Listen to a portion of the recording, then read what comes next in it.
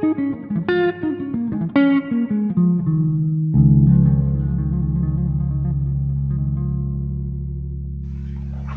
tal? Muy buenas tardes. Bienvenidos a nuestra segunda sesión de curso. Vamos a hacer un pequeño recordatorio. Uno de los temas que más viste durante la primaria fue la Edad Media. Y recordemos que la Edad Media se llama así porque contenía un periodo de tiempo en donde no sabíamos exactamente dónde estábamos. También lo llamamos Edad del Medievo, Oscurantismo o Edad Oscura. Hoy nos vamos a centrar en hacer un pequeño repaso de cómo terminó esa historia. Porque la Edad Media fueron 10 siglos en los que pasaron muchas cosas, pero parece que de importancia no pasó tanto. Hasta que un día algo sucedió que daría pie a entender el mundo como lo vemos hoy en día. Acompáñame.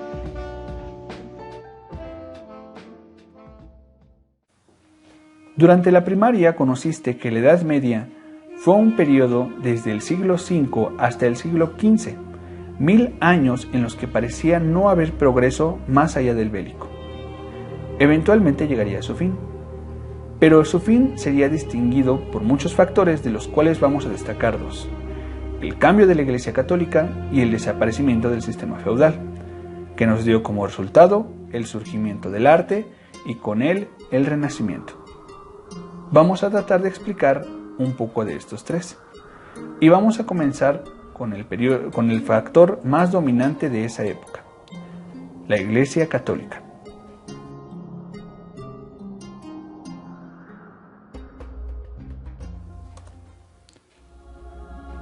Como ya habrás estudiado, la Iglesia Católica tenía muchísimo poder en la Edad Media. A inicios del siglo XIV, incluso dentro de ella empezaron a modificarse cosas, como pensar hasta dónde llegaba su poder y el surgimiento de personas que cuestionaron cómo es que se gobernaba desde dentro, como lo fue el pensador Guillermo de Ockham.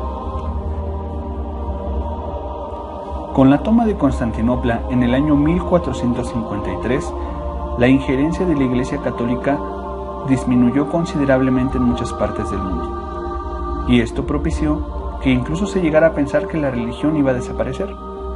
Curiosamente, el Renacimiento jugó a favor y en contra de la Iglesia, al dotarla de elementos artísticos, pero permitiendo que las personas cuestionaran sus más remotos orígenes.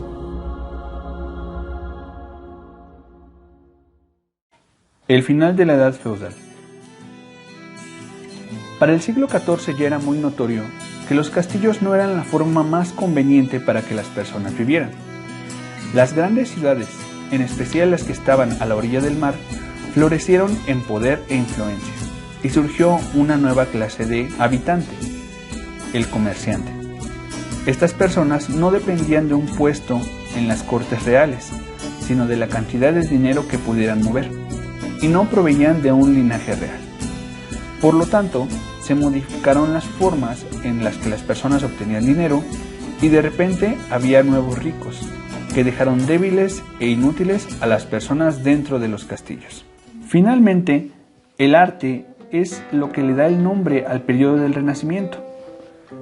El periodo renacentista se distingue por tener grandes obras de arte, tanto de comerciantes que no estaban vinculados con nadie más, como de la propia Iglesia Católica. Se le denomina de esa manera porque fue reencontrar técnicas y formas que permanecían olvidadas para muchas personas.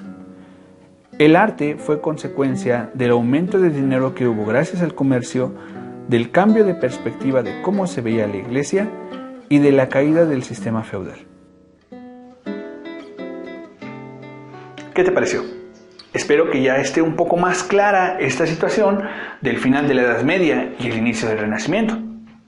Recuerda que si un tema no te quedó muy claro, siempre es posible regresar en el video para poder observar las cuestiones que más duda te dejaron.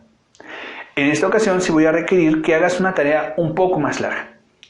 Para empezar, toma una libreta o una hoja y vamos a realizar un cuadro de doble entrada. En ese cuadro de doble entrada, en la parte superior vas a poner características de las sociedades de la Edad Media y el Renacimiento. Y la entrada, que en este caso es de tu lado derecho, va a contener las ideas antes del Renacimiento y las del cuadro izquierdo, las ideas después del Renacimiento. ¿Cómo hago esto? Por ejemplo, En la primera entrada de la primera parte del cuadro puedes escribir lo que pensaban las personas con respecto a la religión antes del Renacimiento. Y en el segundo cuadro, lo que pensaban después de. En el primer cuadro, algunas costumbres de las personas antes, y en el segundo cuadro, algunas costumbres de las personas después. No tiene que ser algo tan largo, no quiero que me hagas 20 elementos del cuadro, pero sí quisiera que leyeras y reflexionaras e investigaras un poco para poder cimentar esta información. Recuerda, la tarea es un cuadro de doble entrada en el cual en uno pongas las características antes y en el otro después. Yo soy Enrique Flores, tu maestro, y nos estamos viendo en la siguiente sesión.